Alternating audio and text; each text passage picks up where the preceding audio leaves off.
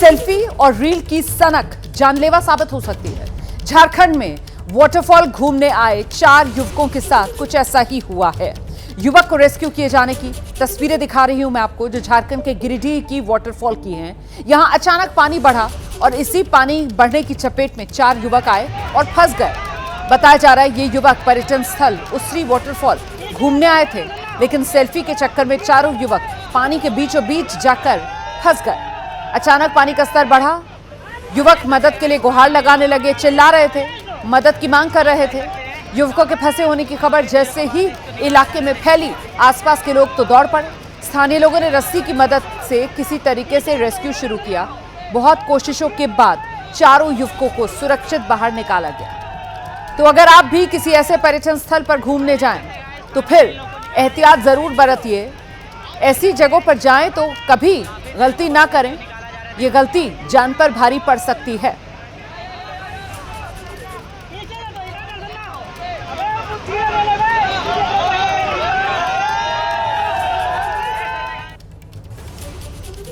उत्तर प्रदेश के कुशीनगर में हाईवे किनारे गौ तस्करों की करतूत का एक वीडियो जो अब तेजी से वायरल है। इस वीडियो में गौ तस्कर रस्सी से बांधकर एक गाय को सड़क पर घसीट रहे हैं। वीडियो 4 सितंबर का बताया जा रहा है, जिसके वायरल होने के बाद इलाके में लोगों का गुस्सा बढ़ गया है। आरोप है गौ तस्कर घर के बाहर खूंटे से बंधी हुई गाय थी, उसी को निशाना बना रहे हैं, जिन्हें ये रस्सी से बांधते हैं और फिर लग्जरी गाड़ी से घसीटते हुए फरार हो जाते हैं। ये वीडियो एक सीसीटीवी फुटेज का है। घर के बाहर ये कैमरा लगा हुआ था, उसी में तस्वीरें कैद हुई हैं। इसमें साफ दिख रहा है गौ तस्करों ने पहले गाय को रस्सी से बांधा, फिर गाड़ी से गाय को घसीटते हुए ये फरार हो गए। पुलिस ने इस मामले में सुनवाई से इनकार कर दिया, जिससे शिकायत करने वाले लोगों को वापस लौटाया। वीडियो हाटा इलाके के वार्ड नंबर 8 का बताया जा रहा है।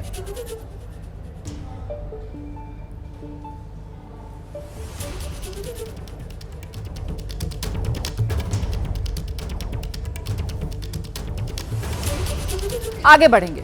बॉलीवुड अभिनेत्री शिल्पा शेट्टी और उनके पति राज कुंद्रा पर कथित धोखाधड़ी का मामला, 60 करोड़ रुपए की कथित धोखाधड़ी का यह मामला। इस मामले में पुलिस की कार्रवाई चल रही है। पुलिस को अपना बयान दर्ज कराया है। ईओडब्ल्यू यानी इकोनॉमिक ऑफेंस विंग है और समन भेजा गया था शिल्पा शेट्टी और राज कुंद्रा को। अब पूछताछ का दायरा इस मामले में और बढ़ाने की तैयारी में है जांच एजेंसी। जो जानकारी मिल रही है सूत्रों के हवाले से, उसके मुताबिक खबर यह सामने आ रही है कि इस मामले में सेलिब्रिटीज से भी पूछताछ हो सकती है। ईओडब्ल्यू जल्दी ही इस मामले में सेलिब्रिटीज से पैसों के लेन देन से जुड़ी जानकारी मांगेगा। और वो कौन कौन सी सेलिब्रिटीज हैं, इस पे बिपाशा बासु, नेहा धूपिया और एकता कपूर से भी पूछताछ हो सकती है, ये सूत्र जानकारी दे रहे हैं। ईओडब्ल्यू राज कुंद्रा की कंपनी से मिले पैसों की जानकारी इन सेलिब्रिटीज से लेगा। बेस्ट डील टीवी से मिले पैसों को लेकर भी इन सेलिब्रिटीज से पूछताछ हो सकती है। सूत्रों के हवाले से ये बड़ी खबर है।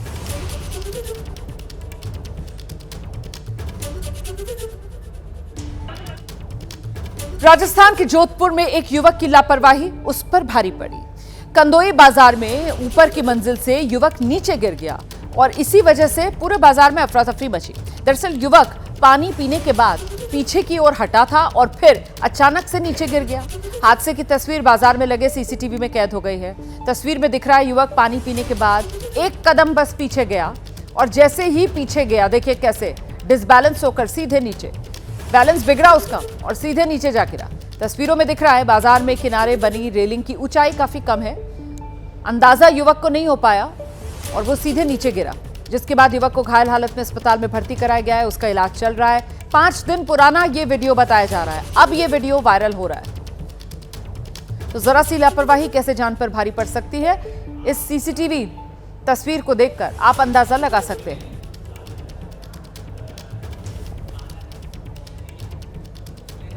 वहीं उत्तर प्रदेश के लखीमपुर खीरी में शारदा नदी का कटान लोगों की मुसीबतों में इजाफा करता नजर आ रहा है। यहां कटान की वजह से नदी किनारे मौजूद मकानों पर संकट मंडरा रहा है। निघासन तहसील की एक तस्वीर सामने आई, जहां एक पूरा मकान शारदा नदी की कटान की वजह से बीच से टूटा और इसका मलबा नदी में समा गया। तस्वीरें देखिए कैसे पूरा का पूरा मकान बीच से अलग हुआ और फिर इसका एक हिस्सा शारदा नदी में समा गया। मकान को शारदा नदी में गिरता देख लोग खौफजदा हैं। लोगों ने बताया कि बुधवार को करीब 10 मकान नदी में बह गए, जिससे लोगों की मुश्किलें बढ़ी हुई है।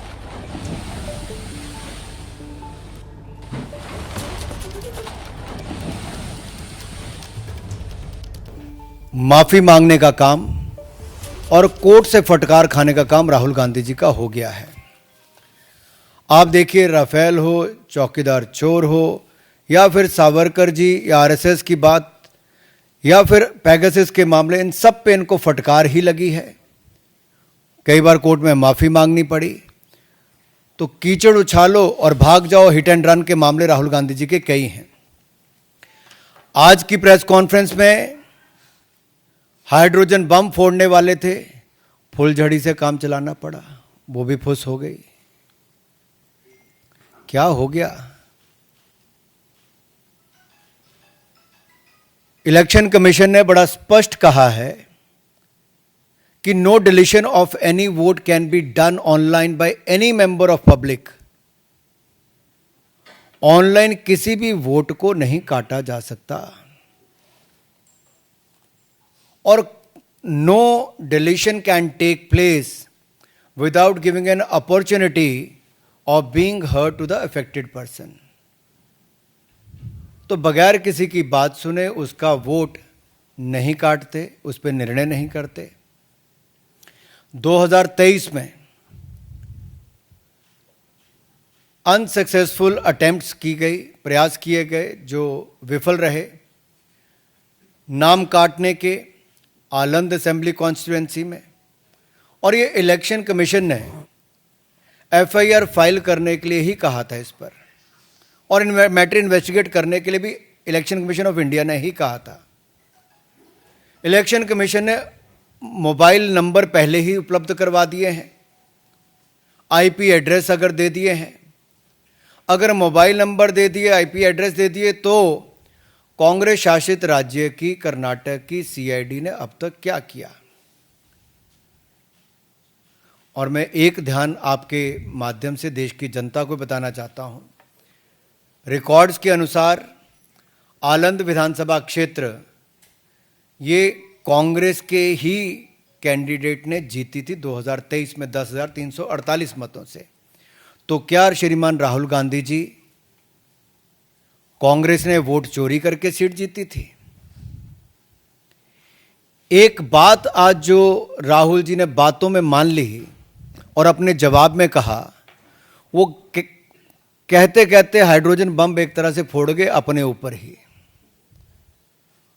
वो कहते मैं लोकतंत्र बचाने नहीं आया। राहुल जी कहते हैं लोकतंत्र को बर्बाद करने की तैयारी है क्या? गलत निराधार आरोप बार बार संवैधानिक संस्थाओं पर लगाना, गलत निराधार आरोप बार बार इलेक्शन कमीशन ऑफ इंडिया पर लगाना, कभी ईवीएम पर प्रश्न चिन्ह खड़े करने, कभी वीवीपैट पर करना, कभी चुनावों के नतीजों पर करना, और कभी टूल किट के सहारे भारत के लोकतंत्र पर, संवैधानिक संस्थाओं पर प्रश्न चिन्ह खड़ा करना, क्या यह आदत सी बन गई है? क्या चाहती है कांग्रेस पार्टी? पूर्व प्रधानमंत्री इंदिरा गांधी जी सत्ता का दुरुपयोग करके, अफसरों का दुरुपयोग करके चुनाव जीती है, तो कोर्ट उनको बाहर का रास्ता दिखाता है। कि अफसरों का दुरुपयोग करके चुनाव जीती है तो कोर्ट उनको बाहर का रास्ता। राजीव गांधी जी की हत्या के बाद एक लोकसभा का चुनाव पेंडिंग नहीं होता, 1 महीने तक अगर चुनाव को स्थगित कर दिया जाता तो किस पार्टी को फायदा उस समय के इलेक्शन कमीशन ने दिया? रमा देवी जी, एमएस गिल, टीएन शेषन से लेकर ये बाकी सारे इलेक्शन कमिश्नर जो थे, किस पार्टी ने नियुक्त किए और वापस किस दल में गए? कांग्रेस पार्टी में गए। इलेक्शन कमीशन का दुरुपयोग इन्होंने कभी किया होगा, उनको बड़े बड़े पद भी बाद में दिए होंगे, लेकिन अगर निष्पक्षता के साथ भारत का इलेक्शन कमीशन काम कर रहा है तो बार बार राहुल गांधी जी का प्रयास है कि लोकतंत्र पर प्रहार किया जाए, भारत के लोकतंत्र को कमजोर किया जाए, जनता को गुमराह किया जाए, और जिस तरह से बांग्लादेश नेपाल में स्थिति बनती है वैसे झूठ बोल बोल के वहां पे स्थिति पैदा कर दो देश में। मैं एक और उदाहरण आपको देना चाहता हूं।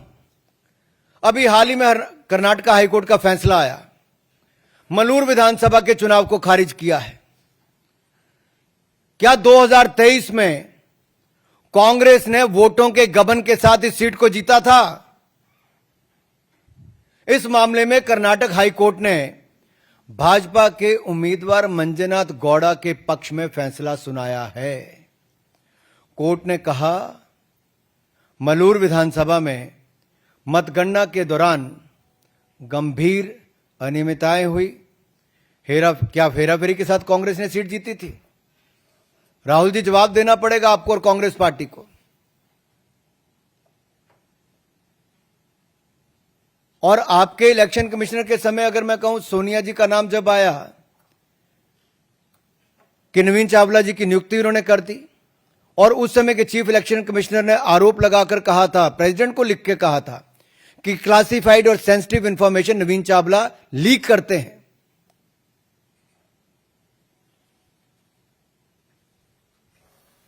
कुछ सवाल आज मैं और पूछना चाहता हूं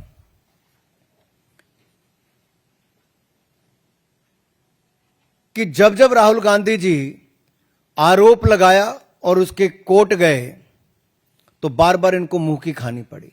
आप सारे उदाहरण उठाकर देख लीजिए, कभी माफी मांगनी पड़ी तो कभी कोर्ट की लताड़ खानी पड़ी। तो क्या इसी डर से राहुल गांधी जी शपथ पत्र नहीं दे रहे हैं? आज मीडिया द्वारा बार बार पूछे जाने के बाद भी शपथ पत्र क्यों नहीं दे रहे? ये आए तो धमाका करने थे, लेकिन ड्रामा करके चले गए। धमाका इनके बस की बात नहीं, ड्रामा करना इनके बस की बात है।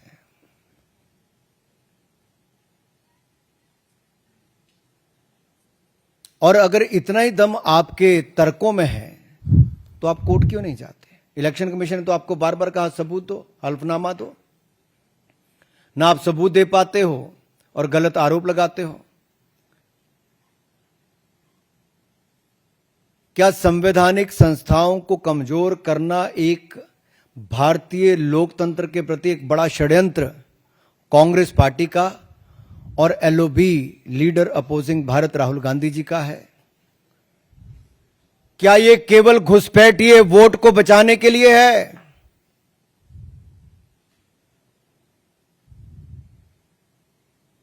अपने हर तर्क में वो बात करते हैं एससी, एसटी, ओबीसी की, अल्पसंख्यक की, लेकिन उन्हीं के वोट की ताकत को कम करने का प्रयास राहुल गांधी जी और कांग्रेस पार्टी कर रही है। क्या घुसपैठियों के वोट को बचाने के लिए infiltrator first politics is the sole agenda of mister Rahul Gandhi and Congress party? Is Congress trying to protect infiltrators and their voting rights? Rights तो है नहीं, लेकिन अधिकार दिलाना चाहते हैं। राहुल जी के बयानों ने बार बार बताया है कि वो घुसपैठियों के साथ है और देश के एससी, एसटी, ओबीसी, अल्पसंख्यकों के वोट को कम करना चाहते हैं।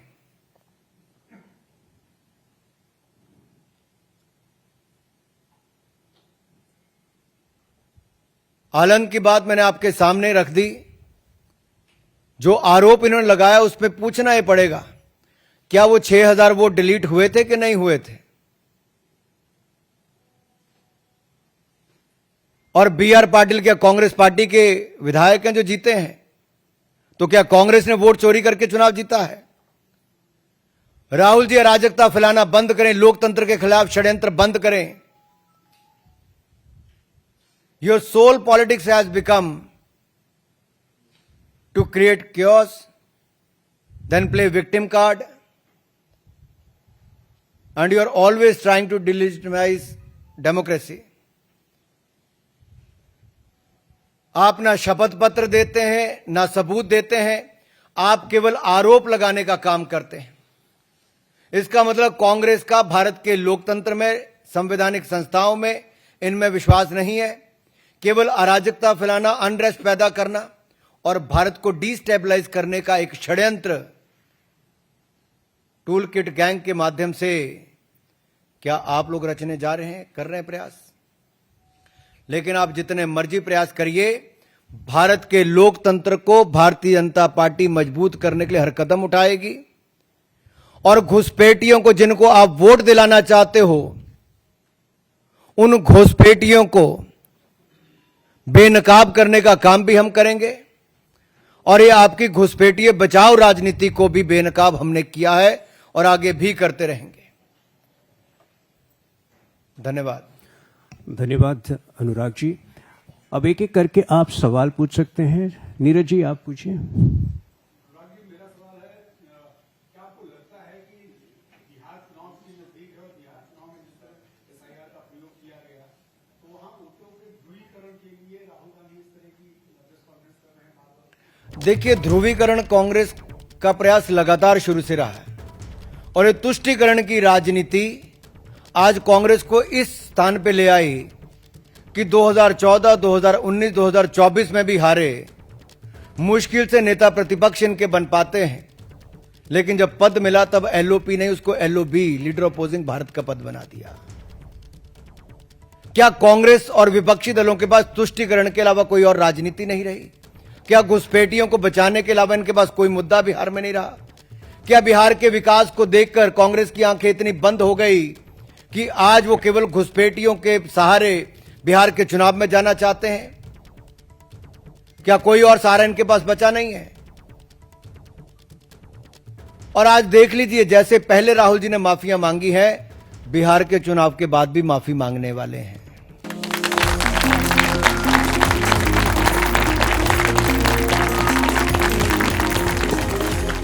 नमस्कार, आप सभी का स्वागत है। आपके साथ मैं हूं चित्रा त्रिपाठी। आज का दिन बेहद खास है क्योंकि आज है हमारे प्रधानमंत्री नरेंद्र मोदी जी का जन्मदिन। आपने किताबों में पढ़ा होगा कि मेहनत और लगन से कुछ भी संभव है। मोदी जी की कहानी इसका सबसे बड़ा उदाहरण है। एक छोटे से कस्बे में चाय बेचने वाले बालक से लेकर दुनिया के सबसे बड़े लोकतंत्र का प्रधानमंत्री बनने तक का सफर। ये केवल कहानी नहीं बल्कि हम सब के लिए प्रेरणा है। मोदी जी के फैसलों ने भारत को नई पहचान दी है। स्वच्छ भारत अभियान से लेकर मेक इन इंडिया, सबका साथ सबका विकास से लेकर आत्मनिर्भर भारत तक, हर पहल में देश की प्रगति और लोगों की भागीदारी झलकती है। आज का ये क्विज शो बच्चों के लिए बेहद खास है क्योंकि इसमें सवाल होंगे प्रधानमंत्री नरेंद्र मोदी की जिंदगी से जुड़े हुए, उनके संघर्ष, उनके सपनों और उनके फैसलों से जुड़े हुए। यह सिर्फ सवाल जवाब का खेल नहीं है बल्कि एक मौका है प्रधानमंत्री के जीवन से सीखने का कि कैसे बड़े सपनों को मेहनत, अनुशासन और सेवा से सच किया जा सकता है। तो चलिए तैयार हो जाइए, जहां होगा दिमाग का दम, जहां होगी ज्ञान की परीक्षा और जहां मिलेगा ढेर सारा मजा। तो चलिए सवालों का सिलसिला शुरू करने से पहले आपका टीम से परिचय करवा देती हूँ। हमारी पहली टीम है, जोरदार तालियां उनके लिए, team KRM Birla. KR Mangalam Birla school से रुद्र घोष और रोहिणी घोष हमारे साथ हैं। बहुत बहुत स्वागत है आपका। हमारी दूसरी टीम है, जोरदार तालियों से स्वागत करेंगे team JBM global school Noida से पलक गुप्ता और अर्शिया मैथानी हमारे साथ मौजूद हैं। आपका भी बहुत बहुत स्वागत है। और हमारी तीसरी टीम है team DPS Delhi public school Noida से शौर्य अग्निहोत्री और गौरिका सिंह हमारे साथ हैं। अपने लिए खुद के लिए तालियां बजाइए। आगे बढ़ने से पहले हम सभी को बता देते हैं कि इस क्विज शो के रूल्स क्या हैं। शो के 3 राउंड होंगे और हर राउंड में 5-5 सवाल पूछे जाएंगे। हर राउंड बजर राउंड होगा, यानी जो जितनी जल्दी जवाब देगा पॉइंट्स उन्हें मिलते जाएंगे सही जवाब पे। हर राउंड के साथ सवाल और ज्यादा टफ होते जाएंगे और जवाब के पॉइंट्स बढ़ते चले जाएंगे। हमारे कंटेस्टेंट को अब बता देते हैं कि चैंपियन टीम को क्या मिलने वाला है। चैंपियन टीम को मिलेगा 25,000 रुपए का इनाम। जो दूसरे नंबर पर टीम आएगी उन्हें मिलेगा 15,000 रुपए का इनाम और तीसरे नंबर पर रहने वाली टीम को 10,000 रुपए का इनाम दिया जाएगा। तो आप सभी तैयार हैं? हो जाइए आप भी तैयार। होने वाली है सवालों की बौछार। एक और नियम जल्दी से जान लेते हैं। गलत जवाब देते हैं तो दूसरी टीम को मिलेगा सही जवाब देने का मौका, और जैसे ही हम बताएंगे ये गलत जवाब है तो बाकी दोनों टीमों के पास बजर दबाने का मौका मिलेगा। तो ऑल द बेस्ट आप सभी को। तो चलिए शुरुआत करते हैं और आपको ये बता दें, पहले राउंड के हर सवाल के लिए 10 नंबर होंगे, यानी 10-10 के 5 सवाल होंगे। 50 नंबर के लिए। दूसरा राउंड क्विक अपडेट, इसके बारे में दूसरे राउंड में तीनों टीमों से 5-5 सवाल पूछे जाएंगे। इसके लिए हर टीम को 20-20 नंबर मिलेंगे। और तीसरे और फाइनल राउंड के लिए नियम भी जान लीजिए। तीनों टीमों से इस राउंड के लिए भी 5-5 सवाल ही पूछे जाएंगे। हर टीम को 30-30 नंबर दिए जाएंगे। तो चलिए सबसे पहला सवाल आपकी टीवी स्क्रीन पर रखते हैं। ये राउंड 1 का पहला सवाल, और सवाल यह है प्रधानमंत्री नरेंद्र मोदी का जन्म किस साल हुआ था? इसके लिए ऑप्शन देते हैं। ए 1947, बी 1950, सी 1952, डी 1955।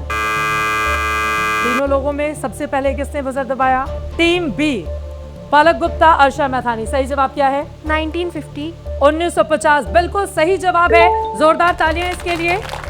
उत्तर गुजरात के वर्तमान मेहसाणा जिले के छोटे से कस्बे वडनगर में प्रधानमंत्री नरेंद्र मोदी का जन्म हुआ था। भारत की आजादी के 3 साल के बाद वो पैदा हुए। स्वतंत्र भारत में जन्मे वो देश के पहले प्रधानमंत्री हैं। एक साधारण से परिवार में जन्म हुआ। पूरा परिवार लगभग 40 फीट बाई 12 फीट के एक बहुत छोटे से घर में रहता था। तो बिल्कुल सही जवाब। और टीम जेबीएन ग्लोबल ने पलक गुप्ता, अर्शा मैथानी ने पहला बिल्कुल सही जवाब दिया है। और अब अगला सवाल आपके सामने रखते हैं। ये गौर से देखिए इस सवाल को।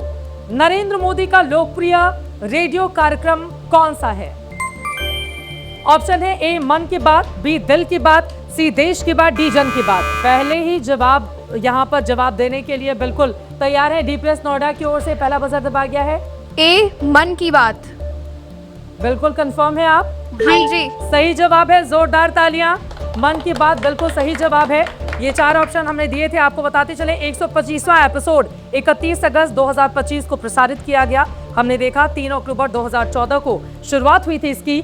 22 भारतीय भाषाओं और 29 बोलियों के अलावा 11 विदेशी भाषाओं में भी इसका प्रसारण किया जाता है। चलिए अब आगे बढ़ते हुए अगले सवाल पर आते हैं और इस सवाल को भी बेहद गौर से आपको देखना है। तीसरा सवाल यह है प्रधानमंत्री नरेंद्र मोदी की मां का नाम क्या है? तीसरा सवाल टीम डीपीएस नोएडा की ओर से सबसे पहले बजर दबाइए। हीराबेन मोदी। Option A Hiraben Modi. हाँ, ये बिल्कुल सही जवाब है, लेकिन अभी तो मैंने ऑप्शन नहीं दिया था, बट ये बिल्कुल सही जवाब है। जोरदार तालियां खुद के लिए। और मुझे लग रहा है टीम डीपीएस नोएडा बहुत तैयारी करके यहाँ पर आई हुई है। हीराबेन मोदी 18 जून 2022 को प्रधानमंत्री मोदी ने अपनी मां का 100वां जन्मदिन मनाया था। एबीपी न्यूज में आपने वो पूरा कार्यक्रम भी देखा था। जब पीएम मोदी उनसे 100वें जन्मदिन पर मिले तो उन्होंने एक खास बात कही थी मां ने, जो प्रधानमंत्री को हमेशा याद रहती है। काम करो बुद्धि से, जीवन जियो शुद्धि से। दिसंबर 2022 में पीएम की मां हीराबेन का 100 साल की उम्र में निधन हो गया था। और अब अगला सवाल आपकी टीवी स्क्रीन पर। नरेंद्र मोदी ने पहली बार कब प्रधानमंत्री पद संभाला था? ऑप्शन देते हैं आपके सामने। ए 2012, बी 2014, सी 2016 और D 2018। JBN global. Option B 2014। बिल्कुल सही जवाब है। 9 जून 2013-14 के लोकसभा चुनाव के लिए भाजपा की अभियान समिति के प्रमुख नामित हुए थे और 2014 में उन्होंने प्रधानमंत्री पद की शपथ ली थी। 16 मई 2014 जब लोकसभा चुनाव में भारतीय जनता पार्टी ने शानदार जीत हासिल की थी और पहली बार ऐसा हुआ था जब बीजेपी को पूर्ण बहुमत मिला था। और अब आ जाते हैं पहले राउंड के अपने आखिरी सवाल पर। अगला सवाल रखते हैं स्क्रीन पर। नरेंद्र मोदी का संसदीय क्षेत्र कौन सा है? Team JBM global. Option A Varanasi. Varanasi बिल्कुल सही जवाब है। जोरदार तालियां। भाजपा के प्रधानमंत्री पद के उम्मीदवार नरेंद्र मोदी ने 2014 में वडोदरा और वाराणसी इन दोनों सीटों से जीत हासिल की थी, लेकिन बाद में उन्होंने वाराणसी को अपना निर्वाचन क्षेत्र चुना था। और उनकी प्रसिद्ध लाइन वहां पर जो बहुत ज्यादा 2014 के चुनाव में चर्चा में रही थी, ना मैं यहाँ आया हूँ ना मुझे किसी ने भेजा है, मुझे तो माँ गंगा ने बुलाया है। आपको मैं बता देती हूँ अभी तक जो आंकड़े सामने आए हैं, कौन कितने नंबर के साथ कहां पर पहले राउंड पर खड़ा है। सबसे पहले डीपीएस नोएडा आपको मिले हैं 20 पॉइंट, 20 नंबर। जेबीएम ग्लोबल को आपको मिले हैं 30 पॉइंट और केआर मंगलम अभी आपको और ज़्यादा मेहनत किए जाने की ज़रूरत है, लेकिन अभी आपके पास पूरा वक्त है, तो और कोशिश आप करेंगे तो मुझे लगता है कि अगले दूसरे और तीसरे राउंड में आपकी जीत जरूर होगी। तो पहले राउंड के लिए तालियां खुद के लिए।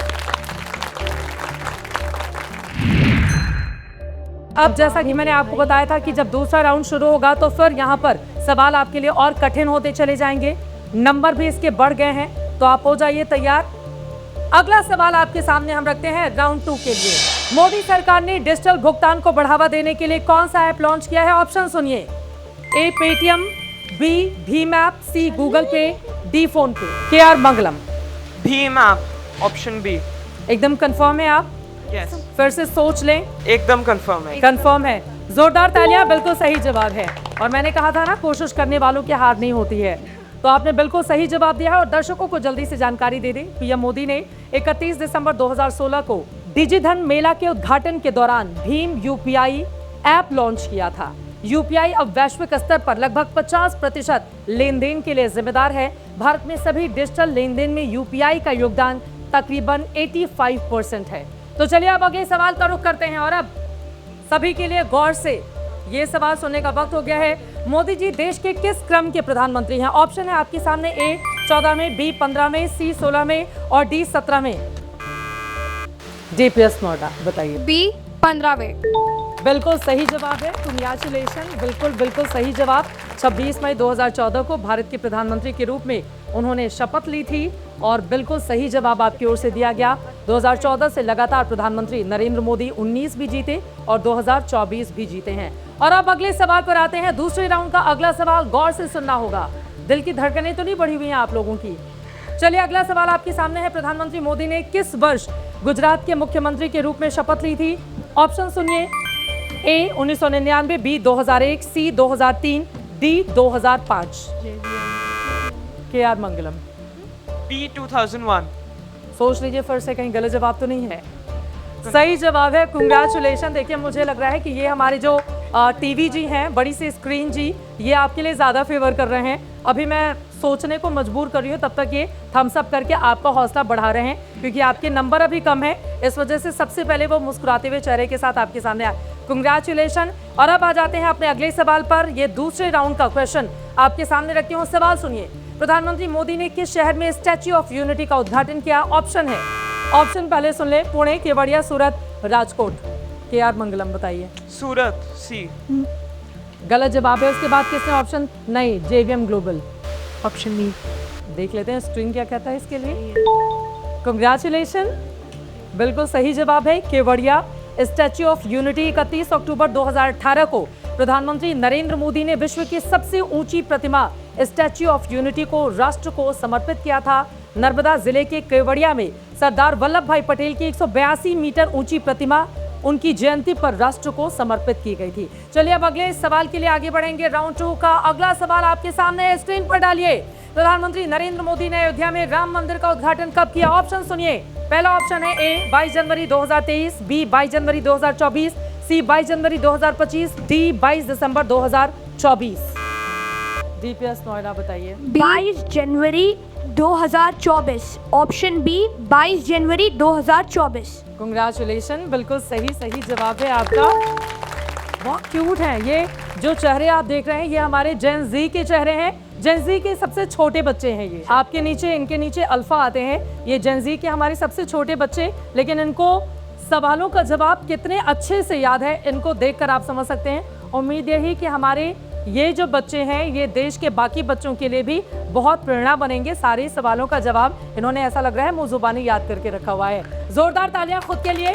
और अब मैं बता देती हूँ कि 2 राउंड के बाद कौन कहाँ पर कितने नंबर के साथ खड़ा है।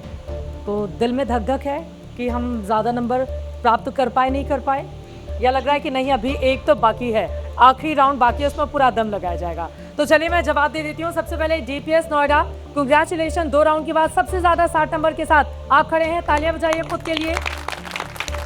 जेवीएम ग्लोबल आप दूसरे नंबर पर हैं। तालियां खुद के लिए। 50 पॉइंट्स के साथ 50 अंक आपको मिले हैं।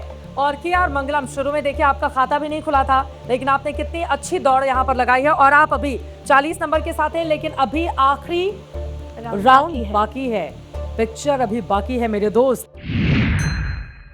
राउंड 3 सबसे ज्यादा इंपॉर्टेंट है आपके लिए, क्योंकि इसमें हर एक सवाल के लिए आपको मिलेंगे कितने नंबर? 30 नंबर। 5 सवाल के हो जाएंगे 150 और इसमें जो जीतेगा वही बनेगा सिकंदर हमारे इस क्विज का। तो हो जाइए तैयार, अगला सवाल रखते हैं आपके सामने। सवाल, नरेंद्र मोदी ने नोटबंदी की घोषणा किस वर्ष की थी? ऑप्शन है आपके A 2020, B 2016, C 2017, D 2018। DPS yes बताइए। Option number B 2016। कंफर्म है आप? जी यस। चले स्क्रीन पर हम इंतजार करते हैं और बिल्कुल सही जवाब है। कांग्रेचुलेशन, बहुत बहुत अच्छा खेल रहे हैं आप।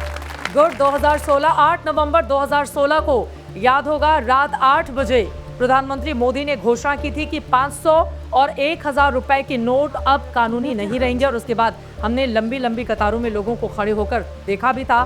भ्रष्टाचार के मुद्दे पर, काले धन पर लगाम लगाने के लिए यह फैसला लिया गया था। और अब आ जाते हैं अपने अगले सवाल पर। गौर से देखिए, ये सवाल राउंड 3 का सबसे इंपॉर्टेंट सवाल। नरेंद्र मोदी ने किस योजना के तहत छात्रों को प्रेरित किया? ऑप्शन है आपके साथ। ए Pariksha Pe Charcha, B make in India, C digital India, D Ujjwala Yojana. DPS ए परीक्षा पे चर्चा। कंफर्म है आप? जी जी। देखा है आपने परीक्षा पे चर्चा? परीक्षा पे चर्चा। जी। ऑप्शन ए परीक्षा पे चर्चा। क्या कॉन्फिडेंस है आपका, वेरी गुड, कांग्रेचुलेशन। बिल्कुल बिल्कुल सही जवाब है। और आप दो लोगों के लिए, दो क्या दोनों टीमों के लिए अब जहां पर कंपटीशन बहुत बढ़ता हुआ चला जा रहा है क्योंकि इनके नंबर आपसे कहीं ज्यादा आगे बढ़ रहे हैं। मैं गवाह हूं इस बात का, इस 24 साल में एक भी छुट्टी नहीं, एक भी वैकेशन नहीं, लगातार दिन रात 24 साल तक एक काम करते रहना, ये बहुत बड़ी बात है। कुछ नेता है जो 6 माह के अंदर ही विदेश न जाए तो उनको रात में नींद नहीं आती है। आप समझ गए ना मैं किसकी बात करता हूं? जरा समझ गए ना? मोदी जी एक ऐसा नेता है जिन्होंने सबसे पहले देश को रखा, देश के बाद पार्टी को रखा, पार्टी के बाद कार्यकर्ता को रखा और अपने परिवार के लिए कुछ नहीं सोचा। ऐसे नेता नरेंद्र मोदी हैं। पूरे देश में 60 साल में पहली बार कोई व्यक्ति लगातार तीसरी बार लगातार प्रधानमंत्री बन रहा है 30 साल के बाद। मगर आज हम सब ने एक बात तय करनी पड़ेगी कि मगध साहबाद के क्षेत्र में गत चुनाव में हमें कुछ कम सफलता मिली है। आज हम सब कार्यकर्ता यहां संकल्प कर जाए कि आने वाले चुनाव में इस क्षेत्र की 80% से ज्यादा सीटें भारतीय जनता पार्टी और साथियों के झोली में डालना है। एनडीए को 80% सीटें देना है। और भाइयों बहनों, 11 साल में आप में से कोई भी बताओ, आप ऐसा सोच सकते थे कि अयोध्या में राम मंदिर बनेगा? बनाना चाहते थे या नहीं बनाना चाहते थे? मोदी जी ने राम मंदिर का शिलान्यास भी किया और उसका प्राण प्रतिष्ठा कर जय श्री राम कर दिया।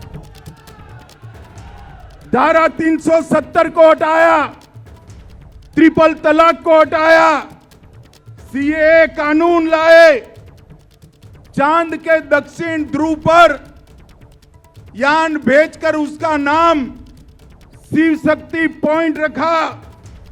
और मित्रों, सर्जिकल स्ट्राइक, एयर स्ट्राइक और ऑपरेशन सिंदूर कर पाकिस्तान के घर में घुसकर आतंकवादियों की धज्जियां उड़ाने का काम नरेंद्र मोदी ने। भारत की अर्थव्यवस्था 11वें नंबर से 4थे नंबर पर पहुंची और यहाँ पर सीता माता का मंदिर भी सीतामढ़ी में 800 करोड़ के खर्चे से बनने जा रहा है, 800 करोड़ के। और यहाँ ढेर सारी माताएं बहनें बनी है, बैठी है। सभी के लिए जीएसटी के दाम कम कर माता बहनों की रसोई पर 20% बोझ कम करने का काम हमारे नेता नरेंद्र मोदी जी ने किया। और भाइयों बहनों, गरीबों के लिए सबसे ज्यादा अगर किसी को फायदा हुआ है तो हमारे बिहार को हुआ। देश भर में 81 करोड़ गरीबों को मुफ्त राशन मिल रहा है। 56 करोड़ गरीबों के बैंक अकाउंट खुले। 42 करोड़ गरीबों को आयुष्मान भारत योजना का फायदा मिल रहा है। 15 करोड़ लोगों को घर में नल से जल पहुंचाया। 12 करोड़ घरों में शौचालय पहुंचाया। 10 करोड़ घरों में गैस पहुंचाया। 4 करोड़ लोगों को आवास दिया और 1.5 करोड़ 1.5 करोड़ दीदी लखपति दीदी बनाने का काम नरेंद्र मोदी जी ने किया है। मगर ये हर बार झूठा नैरेटिव फैलाते। अभी अभी ये राहुल बाबा यात्रा कर गए ना भाई। यात्रा का विषय क्या था उनका बताओ तो जरा।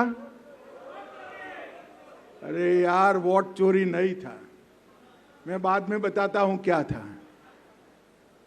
मित्रों, यात्रा का विषय बिहार में अच्छी शिक्षा लाना नहीं था। यात्रा का विषय रोजगारी नहीं था। यात्रा का विषय बिहार में 24 घंटा बिजली नहीं था। यात्रा का विषय हर गांव हर टोले में रोड पहुंचाना नहीं था। यात्रा का विषय था जो बांग्लादेश से घुसपैठिए आए हैं उनको बचाने का विषय था। यहां इतने सारे लोग हैं, आप किसी का वोट कटा है क्या? अरे जोर से बोलो, कटा है क्या? तो किसका कटा है? जोर से बोलो, किसका कटा है? ये राहुल गांधी की यात्रा घुसपैठिया बचाओ यात्रा थी। और मैं इस मंच से राहुल गांधी और लालू जी को पूछने आया हूं। बिहार की जनता आपको पूछ रही है, घुसपैठियों को वोट का अधिकार होना चाहिए क्या? जोर से बोलो, होना चाहिए। घुसपैठियों को मुफ्त राशन मिलना चाहिए। घुसपैठियों को नौकरी यहां पर मिलनी चाहिए। घुसपैठियों को घर मिलना चाहिए।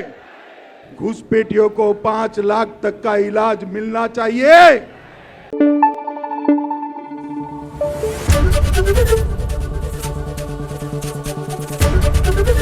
एबीपी न्यूज आपको रखे आगे।